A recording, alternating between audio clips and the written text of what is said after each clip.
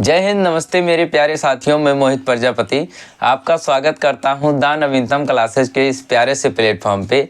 मेरे साथ ही हमने फाउंडेशन बैच स्टार्ट किया, जिसमें आपको हमने बिल्कुल बेसिक से इंग्लिश पढ़ाने का वादा किया और जिसमें हमारी क्लासें लगातार शुरू हुई। सबसे पहले हमने सेंटेंस को सीखना स्टार्ट किया, फिर सेंटेंस को सीखने के बाद हमने क्या किया, टेंस को पढ़ना शुरू किया। जब टेंस को हम धीरे धीरे अच्छे से सीख पाए, सारे फॉर्मेट को, सेंटेंस स्ट्रक्चर को धीरे धीरे सीखा, फिर उसके बाद हमने सीखना स्टार्ट किया था एक्टिव पैसिव।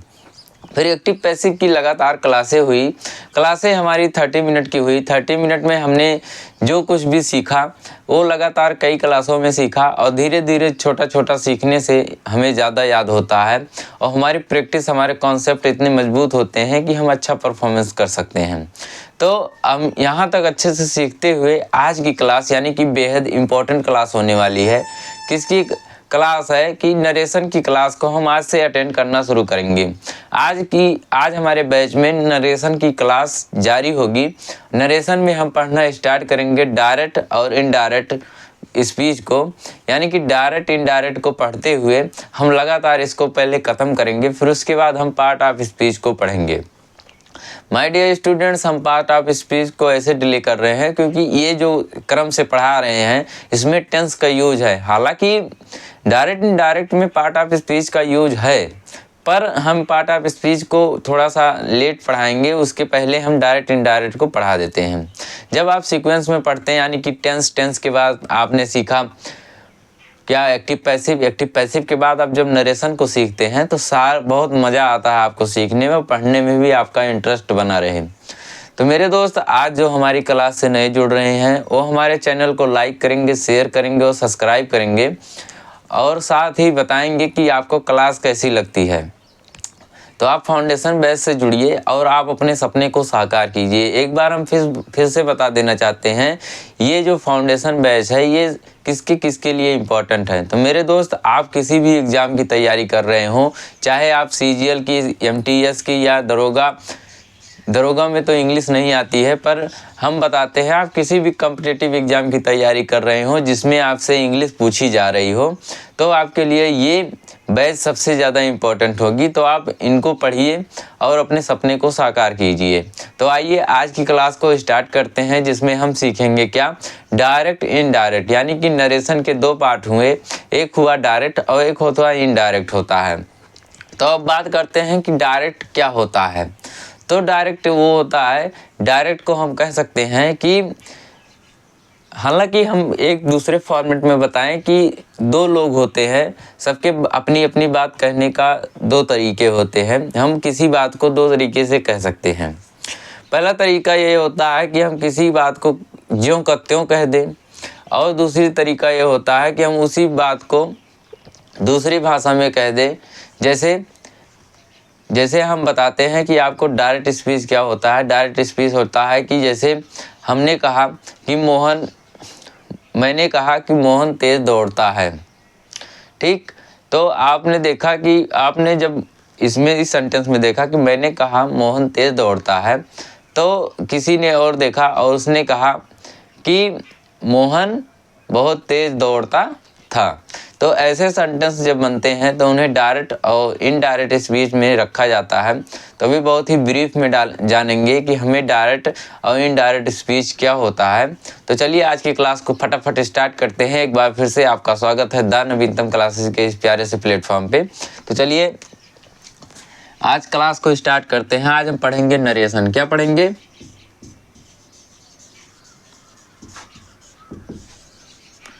नरेशन में हम क्या सीखेंगे? नरेशन में हम सीखना स्टार्ट करेंगे क्या, डायरेक्ट और इसमें क्या सीखेंगे, इनडायरेक्ट, यानी कि प्रत्यक्ष अप्रत्यक्ष सीखेंगे हम। डायरेक्ट स्पीच क्या होता है, जब वक्ता डायरेक्ट स्पीच, ये होता है हमारा इनडायरेक्ट स्पीच। तो हम डायरेक्ट स्पीच को सीखते हैं, यानी कि जब वक्ता, हम यहीं पे इसका डिफिनेशन लिख देते हैं। जब वक्ता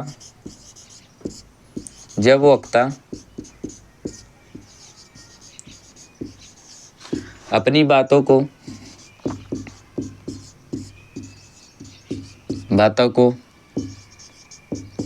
ज्यों का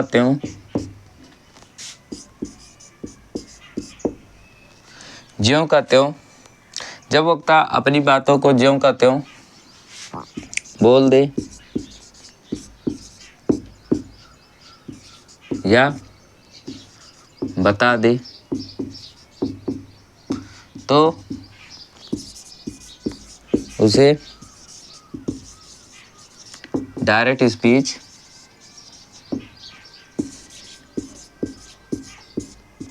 कहते हैं। इनडायरेक्ट स्पीच क्या होता है? जब वक्ता अपनी बातों को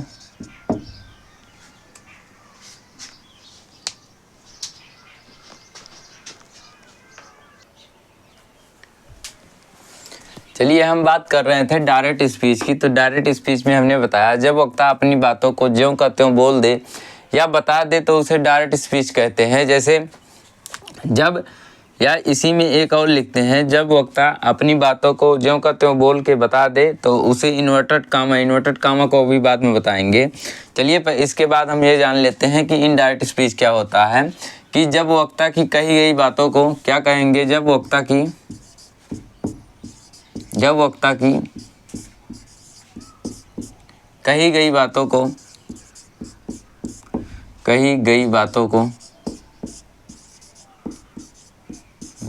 को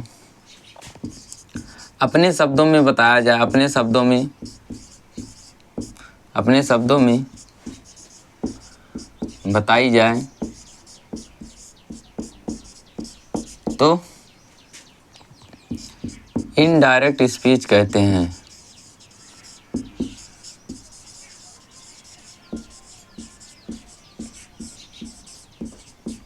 हमें सिर्फ इतना सीखना है कि डायरेक्ट स्पीच क्या होता है, इनडायरेक्ट स्पीच क्या होता है। जब वक्ता अपनी बातों को ज्यों का त्यों बोल दे और उसे इन्वर्टेड कामा के अंदर लिखा जाए तो उसे क्या कहेंगे? डायरेक्ट स्पीच कहेंगे। जब वक्ता की बातों को ज्यों का त्यों न बोलकर अपनी भाषा में बोला जाए तो उसे इनडायरेक्ट स्पीच कहते हैं। आई होप आपको यहाँ तक समझ में आया होगा। यानी कि आप ध्यान से सुनिए और समझिए कि जब वक्ता मतलब स्पीकर, जब स्पीकर यानी कि बोलने वाला, जब कोई बोलने वाला अपनी बातों को बोलता है उसे ज्यों का त्यों ही बोला जाए या लिखा जाए तो उसे क्या कहेंगे? डायरेक्ट स्पीच कहेंगे। यानी कि जब कोई अपनी बातों को बोलता है उसे ज्यों का त्यों बोला जाए तो उसे डायरेक्ट स्पीच कहते हैं। और जब इनडायरेक्ट स्पीच तब होता है जब वक्ता की कही गई बातों को ज्यों का त्यों न बोलकर अपने माध्यम से बोली जाए, यानी कि अपने अनुसार बोली जाए तो उसे क्या कहेंगे? इनडायरेक्ट स्पीच कहेंगे। इसमें पहचान क्या होती है? सबसे बड़ी पहचान इसमें ये होती है, आप नोट में लिखिएगा कि इसमें क्या होता है। इसमें इन्वर्टेड कामा के अंदर बातों को लिखा जाता है। इसमें इन्वर्टेड कामा का प्रयोग होता है।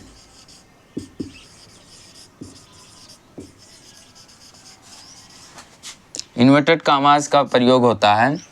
और इसमें क्या होता है? इन्वर्टेड कामा का प्रयोग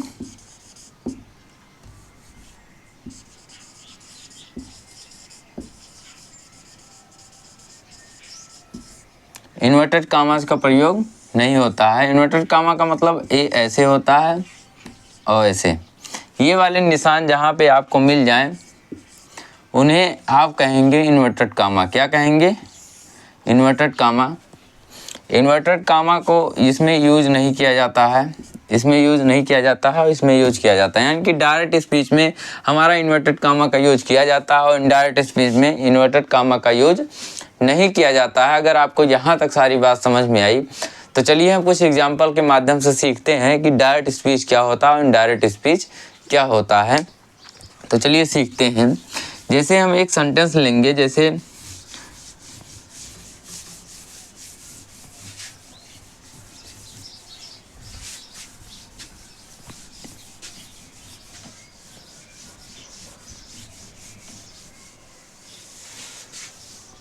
हम पढ़ रहे हैं नरेशन, जिसमें हमने दो पार्ट सीखा, जिसमें एक की बात की डायरेक्ट स्पीच, दूसरे की बात की इनडायरेक्ट स्पीच। तो हम देखते हैं कि डायरेक्ट स्पीच क्या होता है। तो जैसे हम एक सेंटेंस लिखते हैं, जैसे Ram said to him comma inverted comma begin I am reading a book, I am reading a book. तो आप इस सेंटेंस को देखिए और अच्छे से पढ़िए, जैसे कि Ram said to him I am reading a book, मैं एक किताब पढ़ रहा हूँ, inverted comma close full stop. ठीक, अब देखिए ये हमारा अब क्या फॉलो कर रहा है, ये हमारा डायरेक्ट स्पीच है। तो डायरेक्ट स्पीच हम इसको किस प्रकार से कहेंगे, डायरेक्ट स्पीच, स्पीच मतलब भाषण, भाषण मतलब कोई भी बात अगर कही जाए, यानी कि Ram said to him, Ram ने उससे कहा I am reading a book, मैं किताब पढ़ रहा हूँ। तो इसे ज्यों का त्यों बोला गया, यानी कि राम ने कहा कि मैं किताब पढ़ रहा हूँ, बस इसको ये वही बात हो गई। ये डायरेक्ट स्पीच में हुआ, इसमें इन्वर्टेड कामा का प्रयोग किया गया है, तो इसीलिए डायरेक्ट स्पीच है। और चलिए इसी को हम इनडायरेक्ट बनाते हैं। इनडायरेक्ट, जैसे Ram told him that he was reading a book full stop।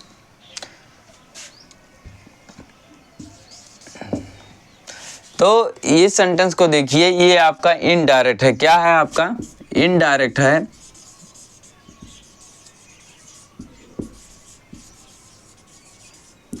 ये आपका इनडायरेक्ट स्पीच हुआ। इनडायरेक्ट स्पीच में क्या होता है, इसमें इन्वर्टेड कामा का प्रयोग नहीं किया जाता है। आप इस सेंटेंस को देखिए, इस सेंटेंस में आप बताएंगे कि इन्वर्टेड कामा का प्रयोग किया गया है कि नहीं।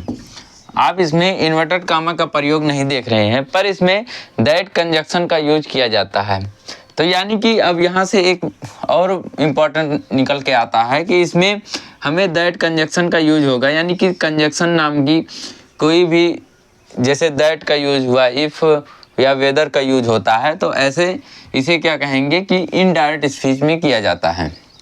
अब हम अच्छे से समझ चुके हैं कि डायरेक्ट स्पीच क्या होता है और इनडायरेक्ट स्पीच क्या होता है। अगर हमारी बात यहाँ तक आपको अच्छे से समझ में आ रही है, तो अब क्लास को आगे बढ़ाते हैं। हम सीखते हैं कि इसमें कुछ महान तत्व को, जिसमें हम सीखते ही चले जाएंगे लगातार। तो चलिए सीखते हैं और बहुत अच्छे से सीखेंगे। इसको मिटाइए और फिर से हम इसी सेंटेंस को यहीं पे लिख देते हैं। डायरेक्ट स्पीच का इसी सेंटेंस को हम सीखेंगे कि सबको क्या कहते हैं, तब आपको हमारी बातें समझ में आएंगी। तो हमारे सारे नियम आपको याद भी हो जाएंगे। जैसे Ram said to him comma inverted comma begin I am reading a book full stop comma close full stop. तो आप इस सेंटेंस को देखिए, अभी ये किस स्पीच में है, डायरेक्ट स्पीच में है। इसके क्या कहेंगे, डायरेक्ट स्पीच कहेंगे। डायरेक्ट स्पीच है, डायरेक्ट स्पीच है। तो इसे हम देखिए, इसमें जो इस पार्ट को क्या कहते हैं, इस पार्ट को हम क्या कहेंगे, इस पार्ट को हम क्या कहेंगे, रिपोर्टिंग वर्ब। क्या कहेंगे, रिपोर्टिंग वर्ब कहेंगे।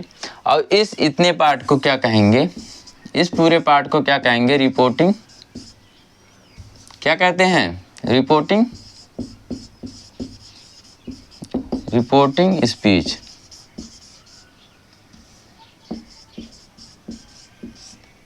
रिपोर्टिंग स्पीच यानी कि आप देख, रिपोर्टेड स्पीच या रिपोर्टेड स्पीच, कोई भी दिक्कत नहीं है। तो आप यहाँ देखिए कि हम इसको क्या कहेंगे, रिपोर्टिंग वर्ब, और इसको क्या कहेंगे, रिपोर्टेड स्पीच। यानी कि वक्ता जब अपनी बातों को बोलता है और वो इन्वर्टेड कामा के अंदर, यानी कि आप इसको क्या कह सकते हैं, इन्वर्टेड कामा के अंदर लिखी गई सारी बात को हम क्या कहेंगे, रिपोर्टेड स्पीच कहेंगे। और इन्वर्टेड कामा के बाहर लिखी गई सारे वर्ड को क्या कहेंगे, हम रिपोर्टिंग वर्ब कहेंगे। आप ऐसे ही समझिए। अब आप यहाँ तक सीख ही चुके कि रिपोर्टिंग स्पीच या रिपोर्टिंग वर्ब क्या होता है। जब हम रिपोर्टिंग वर्ब को सीखते हैं, अब चलिए इनको हम एक एक शब्द को सीखते हैं कि इनको क्या कहेंगे। ये हमारा क्या हुआ, सब्जेक्ट हुआ। सब्जेक्ट होता है, आप ये सेंटेंस में सीख चुके हैं। फिर हमारा यहाँ पे क्या हुआ, वर्ब यूज हुआ। अब वर्ब को आपने सीखा। फिर ये हमारा क्या हुआ, ऑब्जेक्ट हुआ, इसको भी हमने सीखा। ये हमारा प्रीपोजिशन है जिसको हमने आपको अभी बताया नहीं है, ठीक। अब आई यहाँ पे ये भी यहाँ पे सब्जेक्ट का काम कर रहा है, सब्जेक्ट है। आई एम आपका हेल्पिंग वर्ब है। रीडिंग आपका वर्ब है, यानी कि मेन वर्ब है। क्या है, मेन वर्ब है। बुक मतलब क्या हुआ आपका, ऑब्जेक्ट है। ऑब्जेक्ट में ए आपका आर्टिकल है। अब हम एक एक शब्द के बारे में जानते हैं कि किसको क्या कहते हैं। ये हमारा सब्जेक्ट हुआ, पर अब इसे क्या कहेंगे, रिपोर्टिंग वर्ब का सब्जेक्ट, अब रिपोर्टिंग वर्ब का वर्ब, फिर रिपोर्टिंग वर्ब का ऑब्जेक्ट। अब इसको क्या कहेंगे, रिपोर्टेड स्पीच का सब्जेक्ट, रिपोर्टेड स्पीच का हेल्पिंग वर्ब, रिपोर्टेड स्पीच का मेन वर्ब, रिपोर्टेड स्पीच का आर्टिकल, रिपोर्टेड स्पीच का ऑब्जेक्ट। आपको यहाँ तक सारी बात हम ऐसे समझाने का ये मतलब है कि आपको सारी चीज़ें अच्छे से स्ट्रक्चर फॉर्म में समझ में आए। तो मेरा ये नहीं है कि हवा हवा में आपको बता दिया जाए और आपको कुछ समझ में ना आए। तो आइए ये सीखिए कि हम इसमें अब क्या सीख रहे हैं, इसके बताने का क्या मतलब हुआ। हमारे ये रिपोर्टिंग वर्ब का सब्जेक्ट है, ये रिपोर्टिंग वर्ब का वर्ब है, रिपोर्टिंग वर्ब का ऑब्जेक्ट है। उसके बाद इसमें रिपोर्टेड स्पीच का सब्जेक्ट, रिपोर्टेड स्पीच का हेल्पिंग वर्ब, रिपोर्टेड स्पीच का मेन वर्ब, रिपोर्टेड स्पीच का आर्टिकल, रिपोर्टेड स्पीच का ऑब्जेक्ट। जब आप इन सभी चीज़ों को आप सीख चुके तो हम धीरे धीरे नियम की तरफ बढ़ते हैं। खैर आज की क्लास में हम नियम को नहीं जानेंगे, आज सिर्फ इंट्रोडक्शन होगा किसका, डायरेक्ट इनडायरेक्ट किसे कहते हैं, इनडायरेक्ट किसे कहते हैं, रिपोर्टिंग वर्ब, रिपोर्टिंग स्पीच को क्या कहते हैं। और हम आगे सीखते हैं कि कंजक्शन इसमें यूज होगा कि नहीं होगा। तो आप ये बड़े ध्यान से सुनिए कि डायरेक्ट स्पीच में कंजक्शन का यूज नहीं होता है, इसमें इन्वर्टेड कामा का यूज होता है। और इनडायरेक्ट में क्या है, इनडायरेक्ट में आपका इन्वर्टेड कामा को हटा के दैट कंजक्शन का यूज किया जाता है। तो यहाँ तक अगर आपको सारी बात समझ में आ रही है तो चलिए एक सेंटेंस और लिखते हैं, उसमें भी पहचानते हैं कि रिपोर्टिंग वर्ब, रिपोर्टेड स्पीच क्या होता है। तो चलिए सीखते हैं।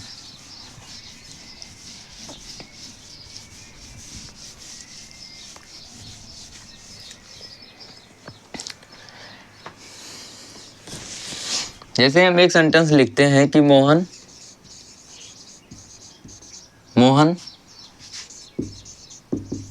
said to Ram, comma inverted comma begin, I was going to school, full stop comma close।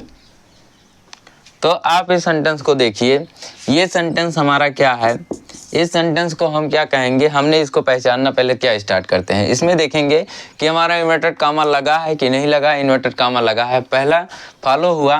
तो फॉलो में क्या कहे हम कि ये डायरेक्ट स्पीच है, डायरेक्ट स्पीच है, डायरेक्ट स्पीच हुआ। जब डायरेक्ट स्पीच हो गया तो हम इसमें अब देखेंगे कि रिपोर्टिंग वर्ब किसे कहते हैं, रिपोर्टेड स्पीच किसे कहते हैं।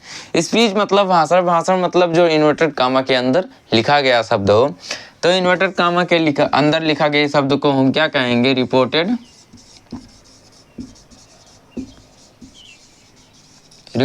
स्पीच, ठीक। अब इन्वर्टेड कामा के बाहर लिखे गए शब्द को हम क्या कहेंगे, रिपोर्टिंग वर्ब। अगर आपको यहाँ तक सारी बात समझ में आई, हमने 2 सेंटेंस लिया, इसमें भी बताया। चलिए एक सेंटेंस और लिखते हैं, जैसे ही सेड टू, आप देखिए ही said to Ram, comma inverted comma begin, who is reading book,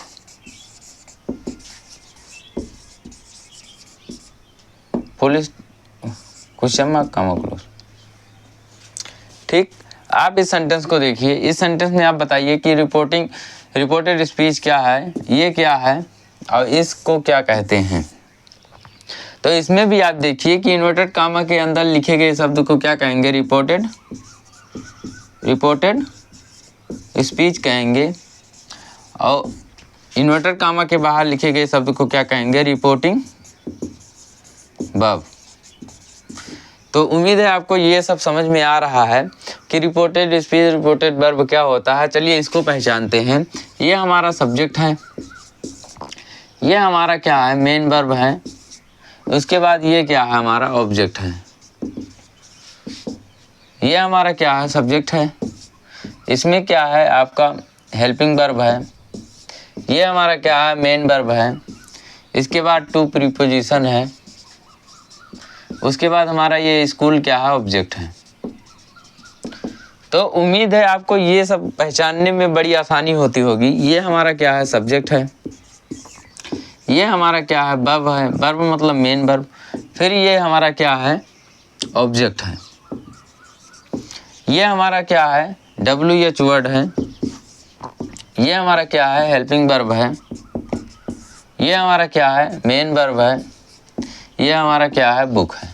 book मतलब क्या है, ऑब्जेक्ट है।